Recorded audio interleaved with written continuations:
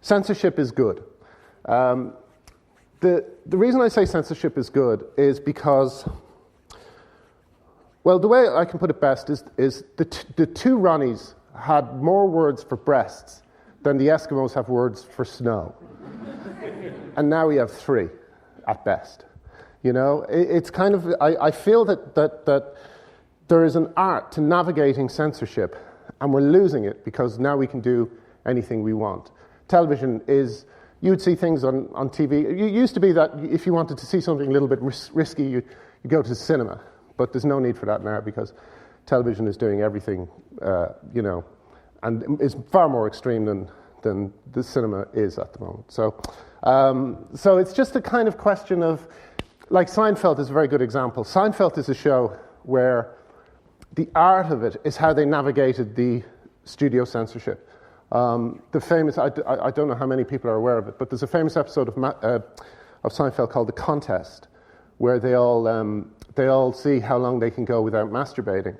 And this is an episode that is completely about masturbation, and the word masturbation is never mentioned once, you know? And now when people are asking other people about it, how you're doing in the contest, the phrase used is, so are you still master of your domain? And that is art, and that is where the craft lies, and that is where the fun lies for both the writer and the viewer. And it's being taken away a bit, I think, by being allowed to do whatever you want. The writer's room, the conversations in the writer's room are now kind of ending up on television.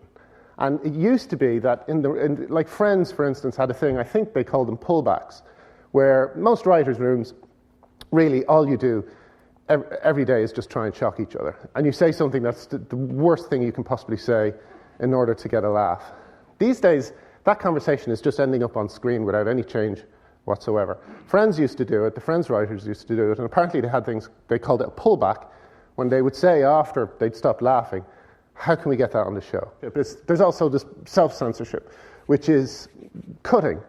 You know, one aspect of writing is that when you're cutting good stuff, it means that you're on the right track. When me and Arthur were writing Father Ted, our kind of sweet spot there was often when we would be losing whole scenes that we loved. It was painful, but we knew that if we were losing this scene, that it meant something was really, we had something really good on our hands.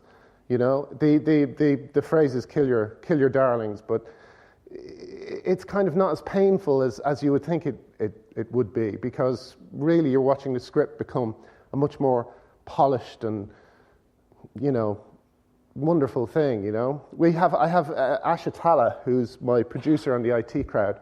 He will tell me to cut and cut and cut when we're in the final edit. Every space, every moment that's not getting a laugh, every moment where you can hear the audience kind of wondering whether this is funny or not, all that goes. So there's nothing, there's no gaps, everything is absolutely joke, joke, joke, joke, joke. And that is that's another example of, you know, how censorship or cutting or just having a little bit of reserve is actually a good thing and leads to good stuff.